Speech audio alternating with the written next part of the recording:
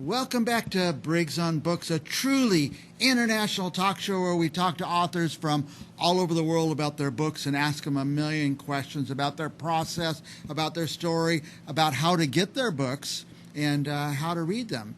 Now, last year, 2 years ago, we were just a little podunk regional Central California talk show, and COVID came along and put us out of business. They wouldn't let us have guests anymore, so we had to learn a new technology called Zoom. And as a result, we've been talking to authors from all over the world, and today is no exception. We have a special guest, Lucinda Lamont. Welcome, Lucinda. Hello, good afternoon. Well, good morning to you. Yeah, where are you, by the way?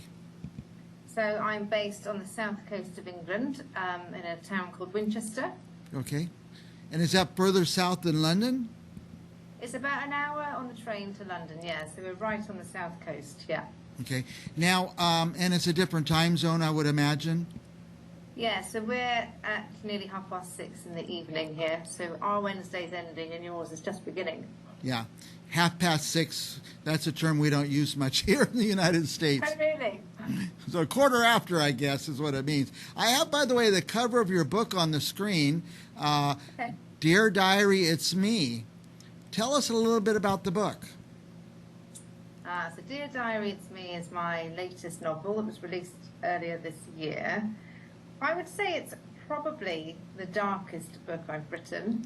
And actually, I think looking back now, I started this book just before the pandemic really hit and before the lockdowns came. So I feel, looking back now, that it's probably very reflective of everybody's frame of mind, potentially.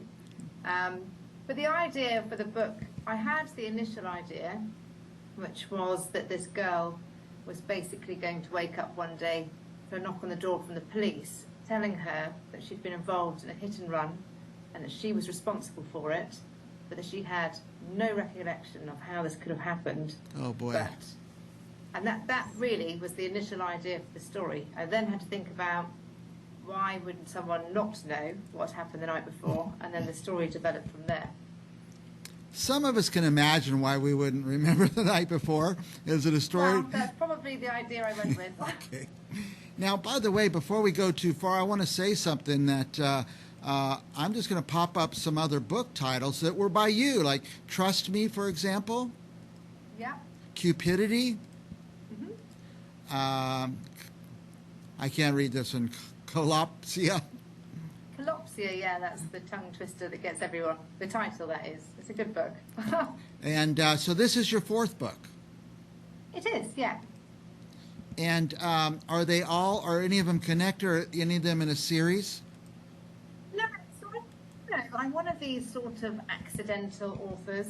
I had an idea several years ago now for a story and just decided to give it a go, not really thinking that I'm much of a writer or anything like that. But once I started it, I found that I really got into it, found it very cathartic, and that was that. So I wrote my first book, then I had an idea for another one. So I would say actually they're all very different. Yeah. And I'm probably now at a point where I'm thinking, do I need to find my style and go with a theme? Or do I just keep writing random stories and see what happens? We talk to so many authors that just struggle and struggle to write a book, but it sounds like it just comes to you. Yeah, I guess I'm quite lucky. Like I say, it's I've always thought, if you read a magazine and there's like an actor or an actress in there and they go, oh, I just fell into acting and really I wanted to be a bricklayer. Right. And I always thought, how ridiculous, because surely it's far easier to get into bricklaying than it is into acting. But in a sense, that's kind of what happened with the writing, is that it was just an idea. Mm-hmm. I don't have a qualification in writing, but I gave it a go. And it was one of those things that when I started it, everything started to kind of fall into place and go my way. And I was introduced to people that were able to help me and all of these kind of things that spurred me on. So I kind of started to think, well, maybe there was something there and maybe I was meant to do stuff like this. There you go. Now, where do your stories come? Do they just pop in your head, or do you sit down and start writing and they flow out? So I think the initial idea pops into my head, and then that is kind of it. I'll have a brief outline of a story, and then I just sit down and go from there. Wow. It just sounds like a fun way to write. Like I say, so many of us struggle, and you have this great flow. What would you call the genre of your books? So I was thinking about this today because I thought you were going to ask for this. I would say that some of the books have a blended genre. Okay. So I would say that they are all based around really deep, raw feelings. So there's a book about adultery, there's a book about betrayal, there's a book about grief, there's a book about addiction. It covers really deep topics that affect people or could affect people at any time in their lives. So I think I kind of like drama, and I like it. Yeah. I want to get the heart racing, and I want people to also want to turn the next page. So That's good. it's all stuff that could happen, really. And who would you say your audience is? Yeah, I suppose probably anyone from sort of 20 years upwards, I think. Okay. I do have a varied, when I look at the reviews I've had, there's definitely a wide audience there. But they're definitely for adults, I'll say that. Okay. Now, by the way, just let me say this. First, I went to Amazon and looked at your page. It's very impressive because all these books pop up, and that's kind of neat. I think 4 in total.